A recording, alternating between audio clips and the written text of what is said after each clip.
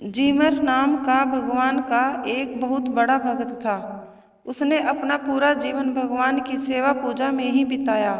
पहले वो भगवान को भोग चढ़ाता, बाद में उनके भोग में जो सामग्री होती उसे ही खाता।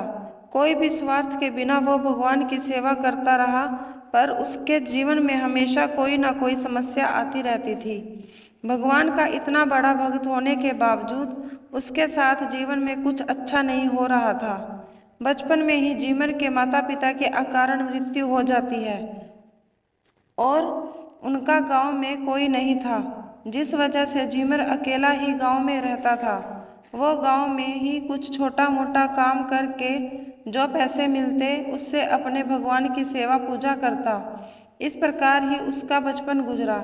गांव में सबको पता था कि जीमर के कोई भी रिश्तेदार नहीं है और वो गांव में अकेला रहता है। इसलिए एक दिन लुटेरों ने जीमर के घर चोरी कर ली। एक दिन जीमर को कुछ काम के लिए थोड़े दिन गांव से बाहर जाना पड़ा और लुटेरों ने यह वक्त चोरी के लिए ठीक समझा और जीमर के घर चोरी करने के लिए चले गए। चोरों ने जीमर के घर में पैसे की एक कौड़ी भी नहीं मिली। जहाँ देखे वहाँ बस भगवान के सेवा पूजा के सामान ही दिखाई दे रहे थे। लुटेरों को इतनी मेहनत के बाद भी चोरी करने के लिए कुछ नहीं मिला। इस बात से वो बहुत क्रोध में आ गए और उन्होंने जीनर का पूरा घर जलाकर राख कर दिया और वहाँ से भाग गए। दूसरे दिन जब जीनर गांव में आके अपने घर को देखता है तो उसे बहुत दुख होता है। दुख से उसे इस बात का नहीं था कि उसका घर जल गया, दुख उसे इस बात का था कि भगवान की सारी सामग्री जल गई। अब वे उनकी सेवा पूजा कैसे करेगा। यही बात सोचते सोचते एक पेड़ के नीचे सो गया।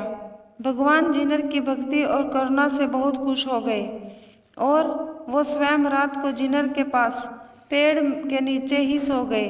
दूसरे दिन जब जीनर ने अपनी आंखें खोली तो देखा कि साक्षात भगवान उसके पास बैठे थे।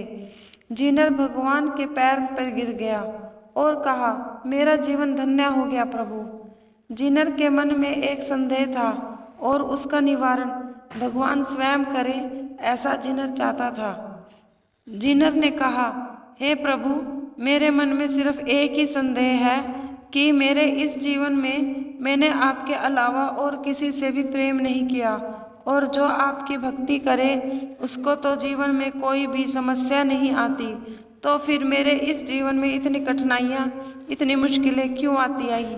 अब जब भगवान ने कहा, मित्र जो विशेष होते हैं उनकी परीक्षा भी विशेष होती है। तुम मेरे सबसे प्रिय और विशेष भक्त हो, इसलिए मैं हमेशा तुम्हारी कठोर से कठोर परीक्षा लेता रहा, पर तुमने मेरा अस्तित्व पर प्रश्न उठाया और ना मेरी भक्ति का मार्ग छोड़ा। तुमने मेरी हर परीक्षा में उत्तम प्रदर्शन किया है। मित्र, आज देवता भी तुम्हारी भक्ति के सामने हार गए हैं, इसलिए अब मैं स्वयं तुम्हें अपने साथ ले जाने आया हूँ। वहाँ तुम्हें कोई भी कष्ट नहीं होगा। वहाँ तुम एक मित्र के जैसे जब भी चाहो तब तुम मुझसे मिलने आ सकते हो। इस कहानी से हमें यह शिक्षा मिलती है कि जीवन में हमें कितनी भी समस्या क्यों ना आ जाए, पर हमें कभी भी भगवान के अस्तित्व पर प्रश्न नहीं उठाना चाहिए। जिस प्रकार रात के बाद सुबह होती है, उसी प्रकार दुख के बाद ही जीवन में सुख का प्रकाश होता है।